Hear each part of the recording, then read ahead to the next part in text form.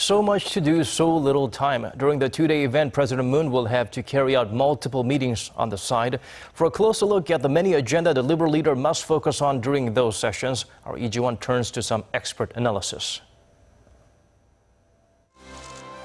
Every year, world leaders gather at the G20 summit to discuss the world's most pressing issues. But for President Moon Jae-in, who's been in the country's top office for 2 months now, this year's G20 summit is also where he makes his debut on the global political stage. And among the numerous topics covered during the two-day event, there are some issues that stand out as particularly important for South Korea and President Moon.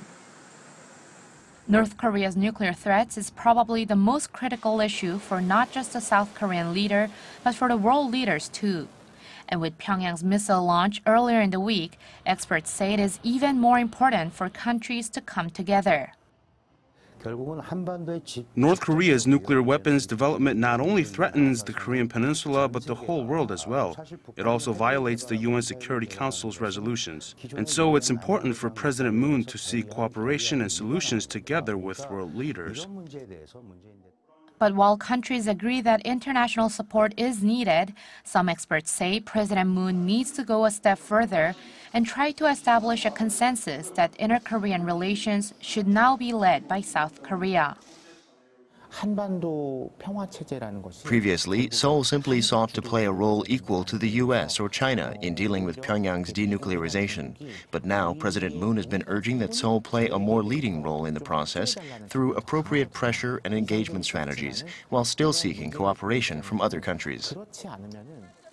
The expert added that this point has been stressed and agreed on during the first South Korea-U.S. summit last week.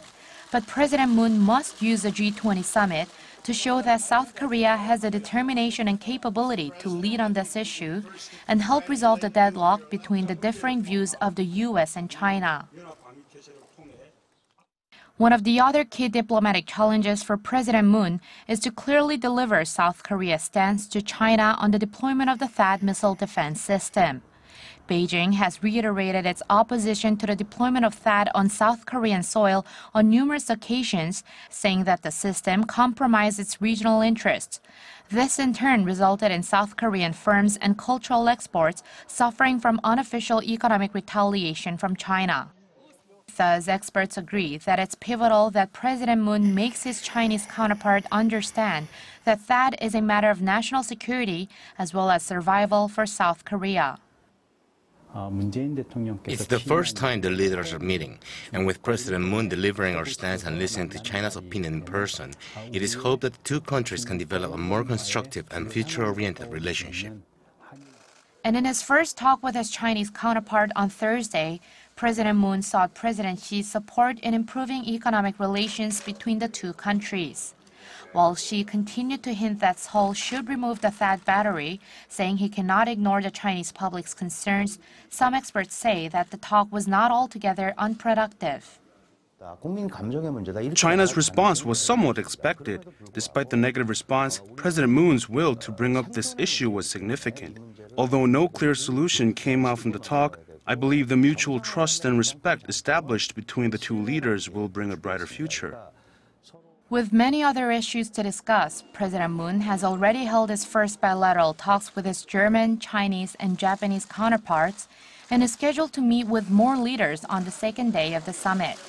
Experts say the leaders' evaluations of Moon could be significant for future relations. If the leaders have a positive evaluation of President Moon, such as seeing a very rational or gentle side of him, it's likely for them to think of him as a very trustable partner and possibly increase the roles South Korea can play in the international society. Experts say this is only the beginning for President Moon and that they hope the G20 summit will work as an opportunity for him to expand South Korea's role in the international community. Lee Ji-won, Arirang News.